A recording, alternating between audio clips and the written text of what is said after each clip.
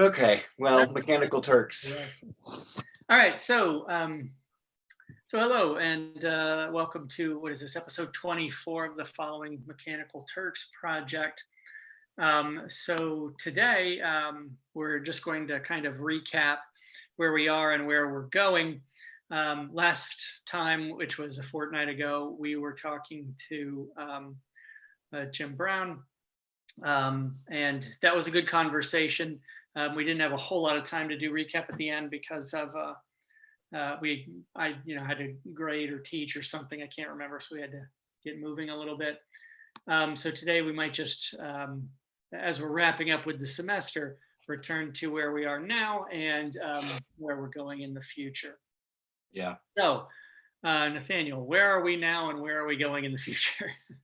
Well, so I've just been thinking about how to, I mean, in addition to, when we've got some just time to go back into what we've collected so far, I've just been thinking about how to let me start over. Given our trajectory, right, that we imagine that there's at least three articles here that are all of a piece, is sort of thinking about how much we need to set up in this piece that's going to be looking through the kind of computational rhetoric that we've done.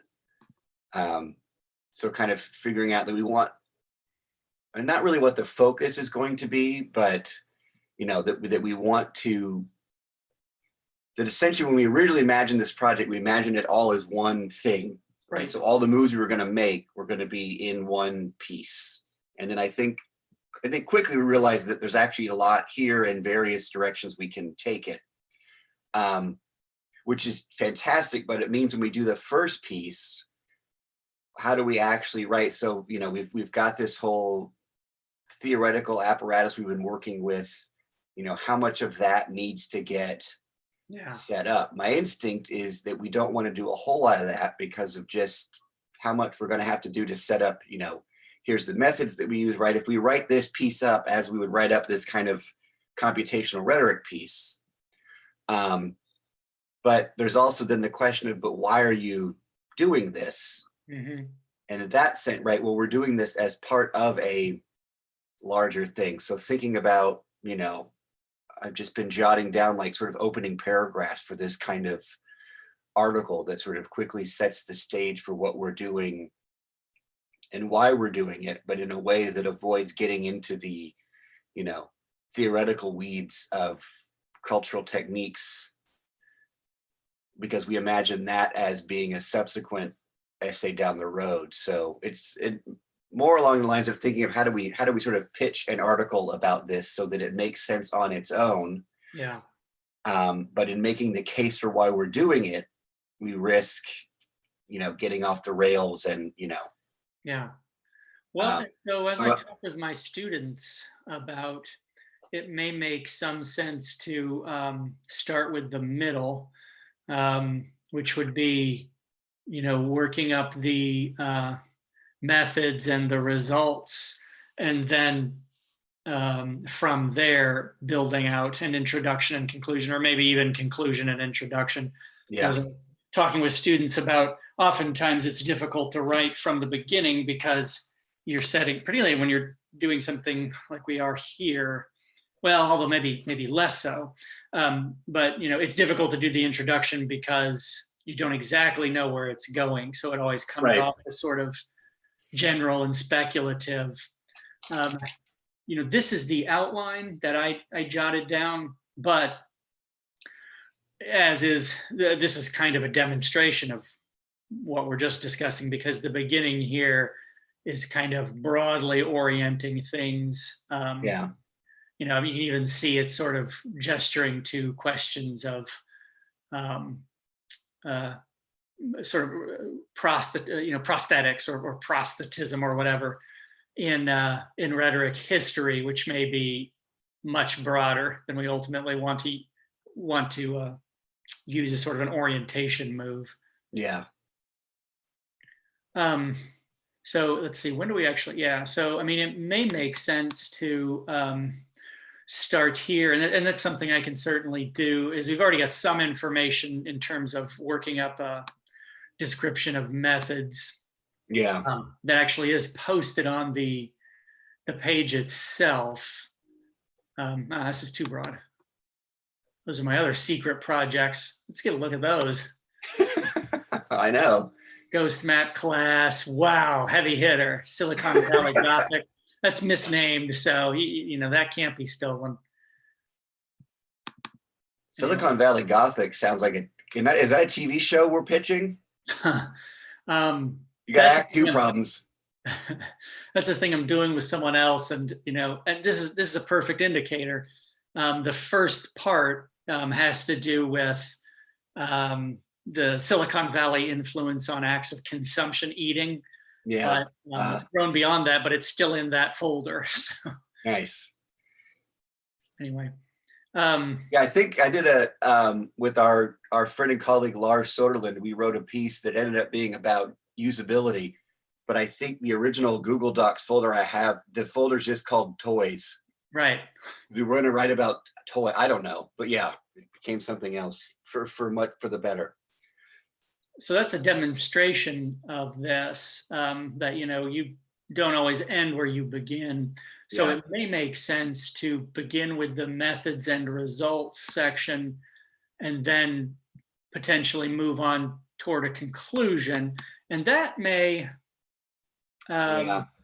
because it kind of depends how this is structured, because, one thing we were talking to Jim, does he go by Jim?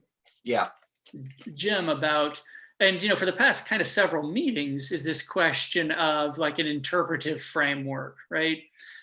We kind of picked up the heteromation, and that's serviceable, but may have some places where it's imprecise, right? Because as we were talking about a couple meetings ago, you were looking at different sort of permutations of heteromation and hoping maybe to map different job types to those. Yeah. But because of the way the work itself was even structured, it kind of cast the whole of Mechanical Turk as one of these. And so we were kind of wrestling with, well, is it then serviceable, or would we have to do a lot of work with, even though the book itself sets all of these as a particular type of heteromation, we're seeing a more sophisticated breakdown of job types. Is that what we want to do? Or, Jim was leading us to particularly things like epicresis, other ways potentially to explain or contextualize what we see in the data, right? Yeah. So, well, that kind of gets at I was sort of thinking, I've in part thinking of the introduction. So I think the idea of not jumping to that is good. I'm also just thinking about what's the hook, right? I'm already imagining like reviewer 2, right? Like, either pick a theoretical or pick a computational. mm-hmm. And I feel like at this point, I don't think this is, I think we can pitch it. But right, if it's just the kind of, here's what Mechanical Turks is doing, then we potentially get a kind of so what question. Okay, we know how Mechanical Turk. Okay, now what? Mm-hmm. And my sort of trepidation at this point is to explain that so what is going to require a series. Right, if we do the heteromation, well, we could quickly use that. But to make it work is going to require, I'm just thinking now in terms of how many paragraphs would we have to jam into this piece to make. Right. So, because for us, that so what question is a whole other research question for us. Right. That we see this quantitative sort of computational rhetoric as a part of. And so I'm just trying to think about what's a quick hook we can use that then gets us into looking at what we've collected that both gives it purchase, right? Why should someone in rhetoric care about this? Mm-hmm. But I think to a certain extent we benefit from the fact that there's enough out there about the sort of various distinctions between human and non-human and human and machine, that we can do some sort of, thoroughgoing, but still sort of, name checking that Right. quickly gets us into that conversation. So, I think that's what I was groping toward in this outline, was contextualizing it in other rhetoric discussions of human and non-human, yeah, and this being a kind of um, concrete in a certain way. A concrete means to look at something that is doing this labor, as it were, right? I mean, if we look at this as a thing, it gives us a very sort of um, material, commerce driven way of parsing up the human and non that warrants rhetorical examination, right? So it almost kind of sidestepped the broader theoretical questions of yeah, what you're talking about. It was more hey, this is a continuation of conversations in rhetoric. It's just now being brought to bear. The what's new here is we're bringing it to bear on this thing, Mechanical Turk, that's going to add to this dialogue because it's doing pragmatic parsings of human and non in a way that gets away from sort of our lofty abstract notions of, are we Cartesian elements or whatever. It's like, well, I don't care about that. This is money changing hands, right? I mean, this right. is my divisions aren't really lofty or abstract. It's just, this is buying and selling here. Yeah, So I think that's kind of how it was being set up here, was almost sidestepping these larger theoretical concerns yeah, and just saying, this is another thing we can look at that is productive because it's parsing things differently. yeah, yeah. And I think too, we can also, in part, going back to our conversation with Scott Graham, I mean, we can also just pitch it as another example of how one can engage rhetorical constructions by looking at, large data sets too. Right. I mean, it may be that we just kind of take some of particularly these folks we've talked to, and when we're doing, lit reviewy kind of stuff, just, well, here's what they're doing, and here's, it's kind of the old stereotype of what's been done, what hasn't been done, right? What's our Yeah, knowledge gap? And so that's what we're doing. And we can probably just even triangulate, like, here's work that Graham and these others have done in computational rhetoric. What they haven't done is look at this, or, what they haven't done is quite consider these questions of human and non, or whatever. right. And so that's what we're doing. I mean, that's kind of something everyone, gosh, once you've got a hammer, everything's a nail. But I mean, something I've been hammering with my grad students is this kind of contextualization through lit review, an acknowledgement of here's what's going on in the field. Here's Yeah, what hasn't been said. So that's what we're saying. And so, now I'm so hyper because I've just been grading everybody's and asking precisely that question. Because so often what they're doing is kind of inventing in a vacuum. It's like, here's what I yeah, want to talk about. And I'm like, yeah, but you're in a conversation. Who are you talking with? In this research you're doing. So. yeah. No, and I'm going back through. I remember even Scott too. We were sort of even carving out kind of what some of the distinctions between what he was doing and what we were doing. Did we have? I'm pulling up here because we kind of had. Yeah, because in part, kind of what he was in part looking for sort of correlations, right? The kind of proving the significance of some of theirs, whereas we're using it in a more, I lost it. Pass, skip. Yeah, I'm looking at my notes from that, and they don't make sense to me here. Cody, the rhetorical move cannot be tokenized was a brilliant line. Is it something he said, maybe? Cody.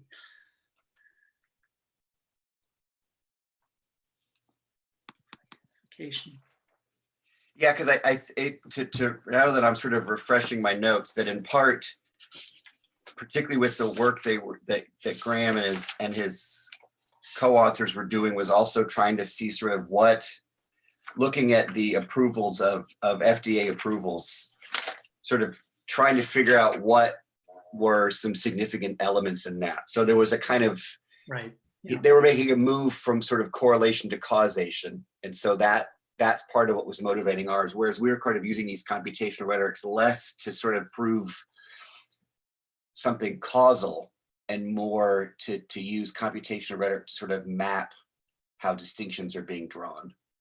Right. So we're kind of using them for different ends, using them less to sort of make a case in a kind of traditional fashion. Whereas I think Scott was like, this part of the FDA approval process is the primary causal agent in what happens. Whereas we're looking to get it, we're sort of using it. He's trying to figure out what in a given rhetorical situation was crucial. And I think what we're trying to do is actually get a sense of what this rhetorical situation is. I think so. We're doing something more, I think, ambient there. Right. So anyway, I think that's right. Well, and those kind of works may be useful. I mean, it may be useful given the setup of this one. Yeah, in fact, I guess that's what I was doing, is setting this up in a kind of IMRAD model. We've got our introduction, probably for our field, maybe even a discrete lit review, then methods, results, discussion. Yeah. I mean, and since grades for me are going to be due Monday, I can work up, although we've got a skeleton, but we can work up methods, results, and then we can turn to discussion, and then maybe, I mean, I think doing the introduction may be one of the later things we do. Yeah, no, and that makes sense too. I mean, in part, I was making the classic mistake I always make, which is reinventing the wheel and not realizing there are genre conventions that will help you write this. Well, see, that's the thing is, IMRAD isn't a super common structure in humanities scholarship. I mean, it's, again, something I talk with students about is, there's lots of ways to, as you point out, adopt these kind of genre conventions. It's because when you're doing, kind of computational work for us, that isn't something we've necessarily published a ton of in the past. But there are these structures that make this breakdown approachable, right? Where it's like, well, no, you've got a discrete introduction that does these three things. Then you talk about your methods, how you set it up, what you found, what that might mean. And then you conclude, here's where we go from here. And it's like, oh, okay, now I've got a formula that I can kind of attach onto. Yeah. Yeah. Let me see, what have I? Yeah, so what we've got here, we actually do have some setup, but then there are also places like here, you can see it says in rhetoric and broader digital humanities, we've examined similar kinds of corpora, like tweets and other social media posts, examples. And there's just kind of still in blank here. Done. Yeah, lots of colons after which there's nothing. But yeah, I mean, that's where we would plug in, some of the stuff that Scott is doing. Yeah. I think a lot of this, because I wrote it start to finish, is probably broader than we need to go. But anyway. Yeah. Well, so what that means, I would think in practical terms, would be after grades get in, I think, because we're making progress with, bless you, results. Because these ones with check marks. I think this is sort of where I was, and this, where did I pull this up? Yeah, so this stuff, what I was calling word level comparison, this is where we were getting into what we were talking about before we were talking with Jim, this idea of categorizing what we were seeing here. Mm-hmm. And like we were previously looking at the differences between key terms that were surfacing. And so that looks like the last phase of results. And then we can move into discussion. Mm-hmm. So, I mean, I think the thing I can turn to next week would be this. Yeah. Yeah. And then we can turn to discussion. So what, and that's where an interpretive framework will help, right? Once we Yeah. have stuff, what does this mean, right? How can we understand, or what do we get out of the results that we're seeing? And I think that's even where something like, I think as I brought up in our conversation with Jim, his kind of three-part distinction between um, arguing about, with, and in software. I think that might be a kind of interesting part of the conclusion as well. Is that I think one of the things that we're kind of getting at, and this is a way that we can kind of potentially broach what cultural techniques is interested in without necessarily getting into the weeds, Mhm. is to think about, I mean, I think one of the things that we even from the beginning, right, the notion that the distinction between a human and a non-human isn't simply a kind of conceptual abstraction, but it's the result of particular material arrangements. Yeah. And so that notion of it's actually in the software, and we can unpack that a little bit. That it's within Mechanical Turks that this distinction is getting composed. Yeah, is made, and Yeah. is probably, variable, right? Yeah. To the point of potentially the job itself. So maybe we're not answering the question in a tidy way. How does Mechanical Turks parse up the human and non? Because that may be very individuated even to the job itself, Yeah. the post itself, right? Yeah. Or within different compensation levels. Yeah. I mean, these Um, are ways there that the lines are drawn in a new way. yeah, and that could be in part one of our results of our discussion, that if subsequent folks are going to do this kind of research, that one of the things that we could make an argument for is that you can't start doing this research having already decided what the difference is, Right. because that difference is going to be at stake, and as you point out, variable in the system that you're looking at, right? You can't use a already fabricated definition of the human and the non-human to figure out what Mechanical Turks is doing. Yeah. Or if you do, presumably you'll see what you intend to see, right? If you Right. go in with these are the dividing lines, what you'll see is a reinforcement of that distinction, presumably, right? I Yeah. mean, yeah. Whether it's possible to to completely go in neutral is questionable. Yeah, sure. But I think we could also make the argument too, is that to do that would be to ignore, and in part, right, it's not as if you did that you'd somehow get Mechanical Turks wrong. For us, I think the argument is you'd miss what Mechanical Turks itself is doing. Yeah. Right. So you'd leave unexamined a particularly powerful rhetorical agent in shaping those distinctions. Yeah.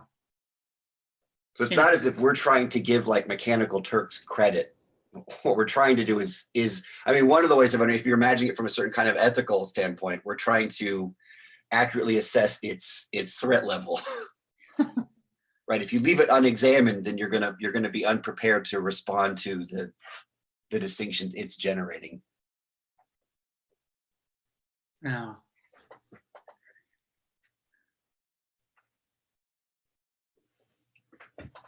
Okay. Well, so yeah, I guess I can probably. I mean, that's.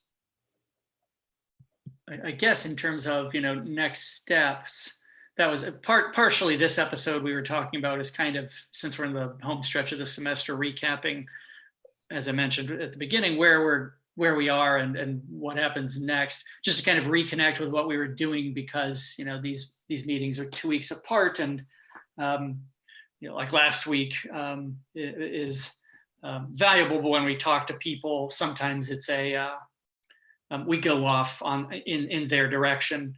Yeah. And kind of get a little bit removed from what we were doing previously. So in terms of wrapping this up, I think there's just some data operations to run. I mean, it looked like last time we were looking at um, the utility of things like key terms or things in relief to each other. Yeah, because I mean, I remember even you were looking at the diagrams we had come up with, right? I mean, we had kind of a nuanced discussion of, the differences potentially between compensation tiers and different types of hit and that sort of thing. Mm-hmm. Yeah, and then I think too And that's discussion. Sorry, and those diagrams as well. Discussion level stuff. So. Yeah, and then when we did the weighted ones too, it was interesting to see which terms disappeared or emerged depending upon if we had the kind of Turker view or the system view. Right. Yeah, whether they're weighted by number of available jobs or available hits or not. Yeah, you get pretty radically different data. Yeah. Yeah, and then I think we did a little digging into some of these ones that seemed like weird ones that kind of seemed momentarily kind of things. Oh, in fact, that was something I think that I had mentioned when we were discussing that is we do have this page in the folder that's preliminary data findings. I think you had some material looking at those kinds of issues to fold into those, to fold onto that page. Yeah, let me check my notes.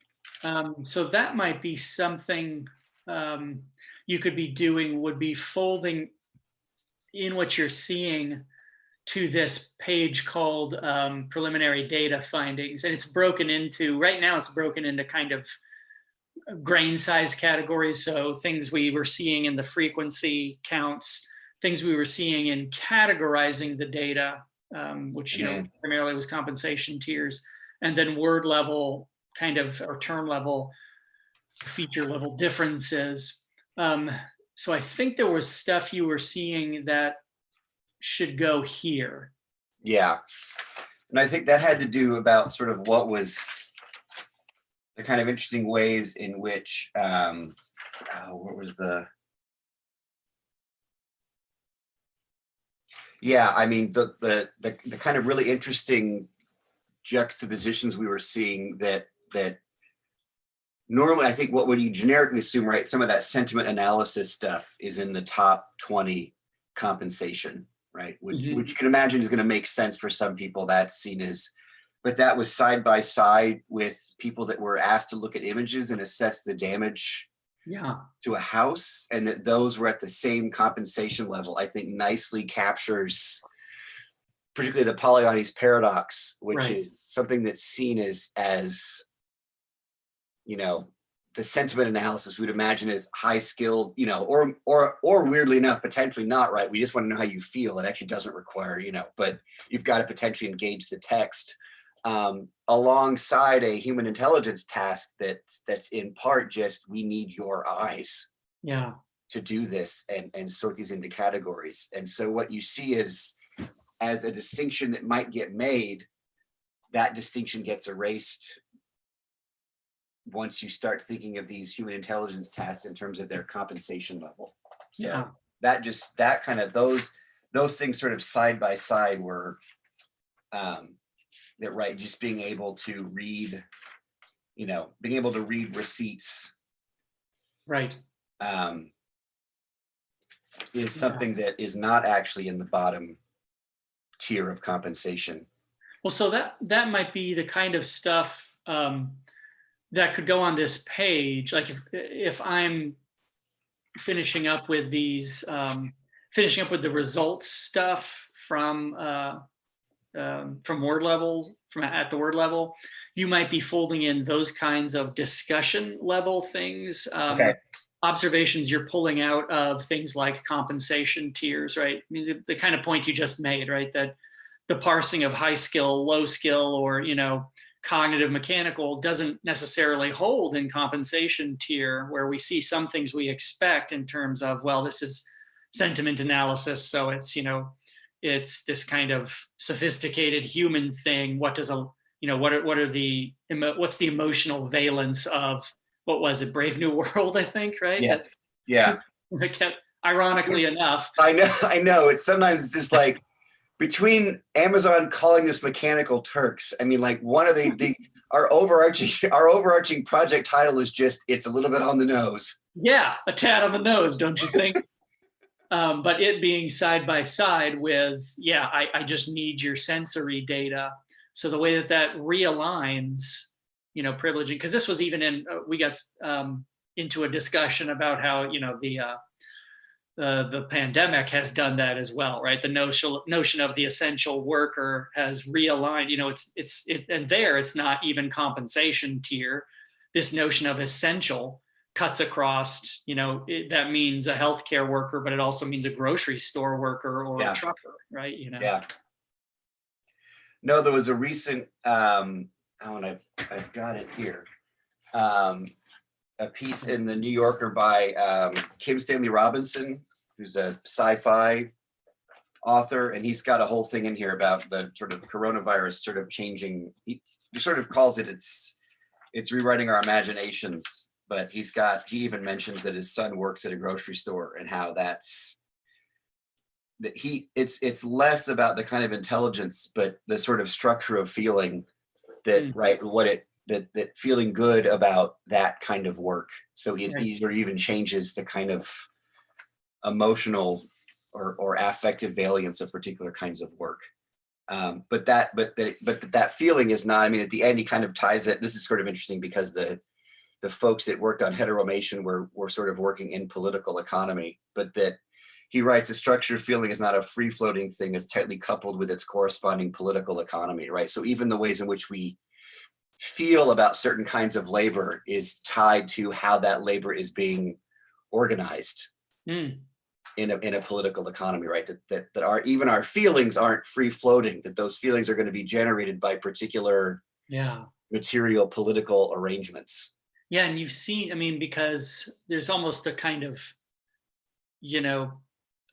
back and front, I don't know, there's a lot of lashes related to, well, these people are heroes, and then this kind of backlash, don't call me a hero, I don't want to be a martyr. Yeah, those are, or I'd rather be compensated materially than have you clap as I leave for work. Yeah, there was a tweet that I keep coming back to over and over again, is when they call you hero, it means they're about ready to let you die. Yeah, right. Yeah, I mean, there's been, at least some discourse around that, like, you're being dehumanized, whether it's venerated or, thrown in the garbage, Yeah. Yeah, there are worse things than being a scapegoat. You could actually be a hero. Yeah.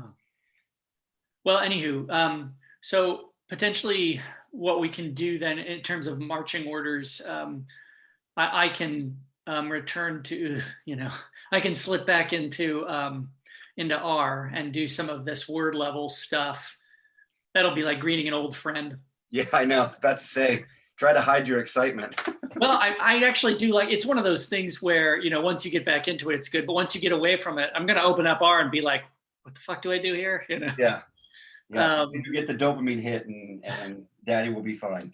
Well, what it'll be is, once you can focus more squarely on research, it's always such a dopamine hit where you're not constantly juggling 100 other demands.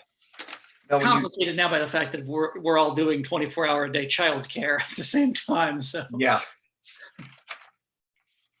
one of my friends on Twitter said, like, I keep trying to write the same sentence, but it keeps being interrupted by disasters. He goes, I just can't wait until I forget what it is I wanted to write down.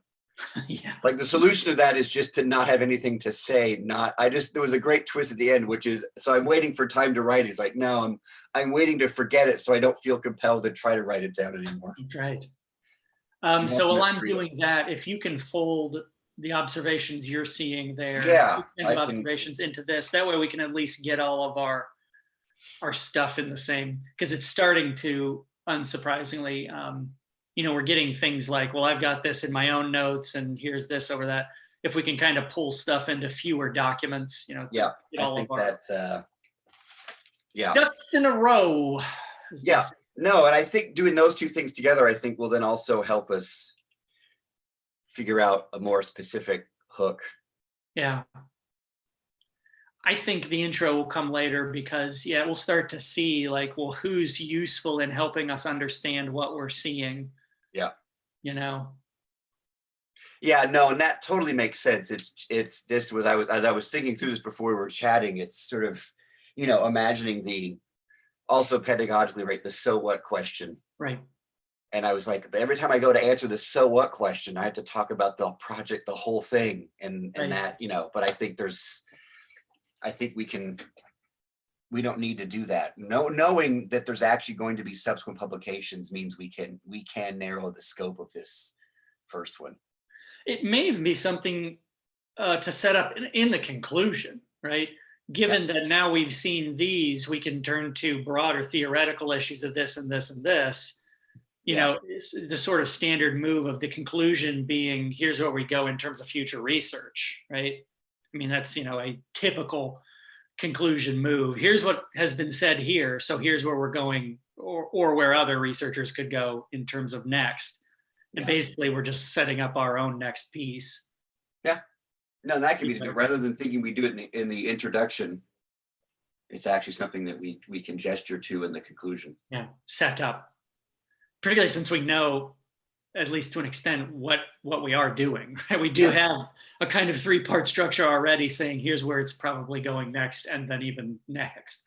Well, and that can be too, and I don't think that'll be really integrated because, I mean, as we talk about our methods and our data analysis, we can point out that at this stage of the project, our instinct is to look at the weighted views, because for this piece, we're interested in Yeah, how Mechanical Turk sees itself.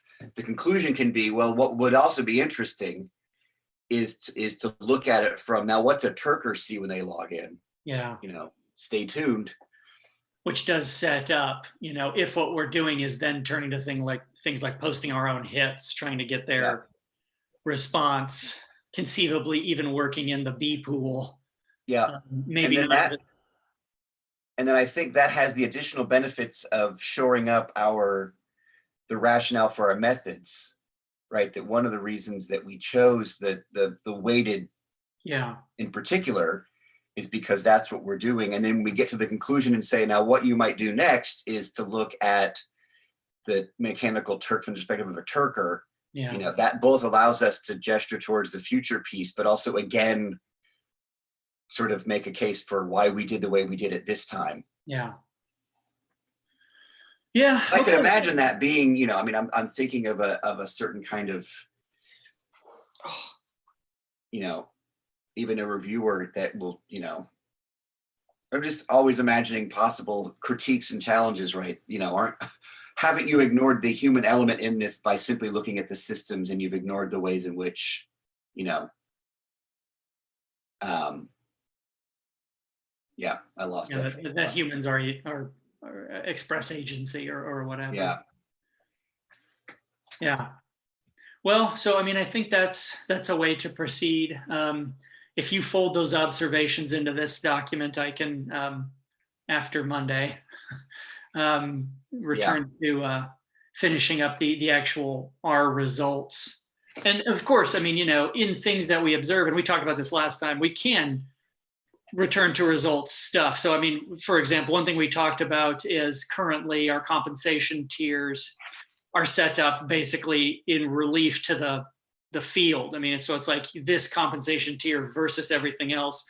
It may be we want to do something like, well, let's zoom in to just compare the low compensation tier and the high one and cut out penny and zero and mid, because the mid is potentially a wash, maybe. Yeah, and I think that's something that I was already thinking about, but as I go in and type up my observations, I'll mark like, Yeah, here's my observation. Now, could we just compare it with, because, right. Even looking at them, you kind of, I think comparing them against not the whole thing, but adjacent compensation categories will Yes. give us some more precision where these breaks are happening. Yeah.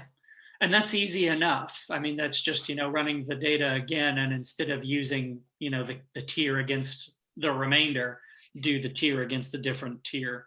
Yeah. So yeah, I mean, it's not as though we just go through the results process and dust our hands. It's like, oh, well, let's go back at it, compare these things, or do this, or these operations, or whatever. Yeah, because it could be that when one compensation category is juxtaposed with the whole, we get things that potentially look like really big breaks. Mm-hmm.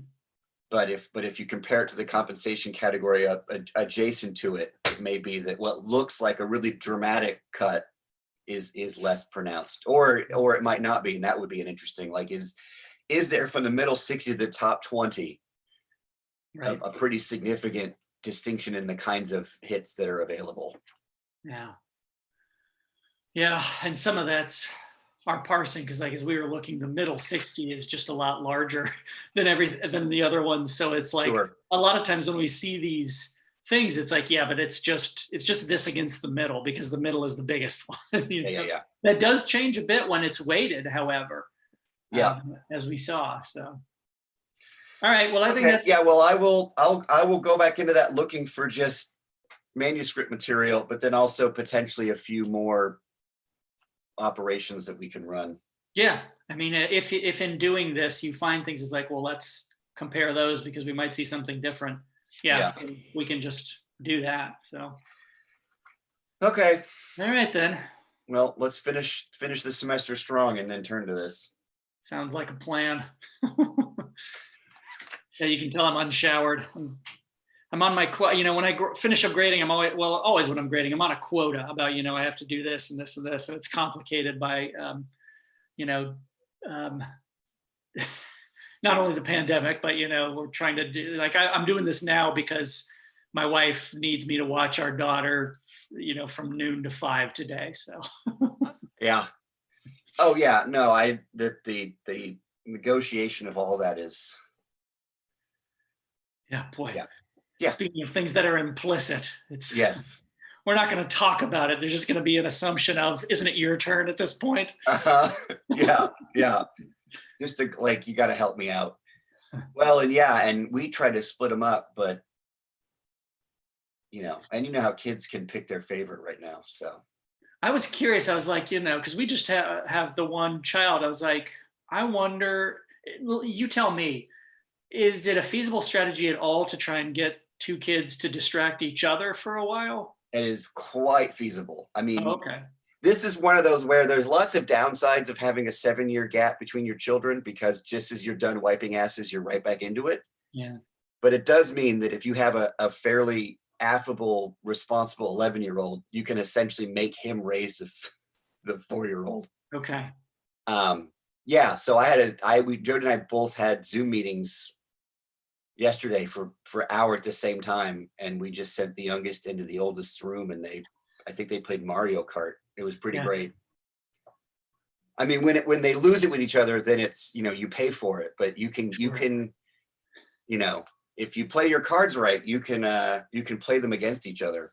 So that was mine, because with the only child, it is sort of a and at her age, it's just sort of literally constantly she's like, play with me, and I'm like, honey, I'd love to, but literally I've got 1 foot on her over here while I'm trying to type. So yeah. Yeah, no. And so the problem now is the youngest is very much a preferring her mom right now. And so even if I wanted to help, it's that almost makes it worse if I try to intervene. So it's this like catch-22 where if I don't help, then she's just buried by a 4-year-old. But if I try to help, it doesn't end up working, and now the 4-year-old's mad. So, and we've been in the same house together now for two months now. I mean, there's just also the creeping insanity of the whole thing. Yeah. I mean, the moment this started, I was like, boy, I hope this doesn't end the way The Shining did, We all need to have, like, if someone you've never met before starts in this either, Yeah, if someone you've never met before starts serving you a drink, maybe it's time to go take a walk. Yeah. Yeah. Although I imagine that if that happens, it would be you, because I imagine you delivering the line to me, they must be corrected. That character's not like you. You never know. You never know. A lot of times it's what you don't expect. It's a twist,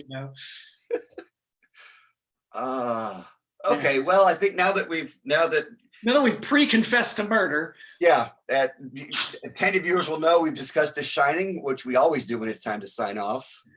So let's get that bonus situation sorted out. And just typing all work and no play right now. Yeah, that'd be great. I go to fold in my things into that Google Doc, and that's all it says. Jeremy? I've had a breakthrough. Yeah, you had a breakthrough, guys. That would also be a very Mechanical Turks outcome to this. Okay. Right. Good place to end. Yeah. All right, we'll do that, and we'll talk again in a fortnight. And as I said, as soon as grades are in, this will tick up. When are grades in for you? Like a week, 2. We pushed them back a little bit. You don't know. That's a good. I don't know. I mean, the class I'm teaching, I already know what all their grades are. Everybody's getting an A. That's right. Yeah, this is the freebie semester. Yeah. So when someone said the grades, they're pushing back when grades are due by 2 weeks, I'm like, oh, that just changes when I give everybody A's. I don't understand why people need more time to grade at this point. So. All right. Okay. Well, we'll talk again. All right. See ya. Yeah.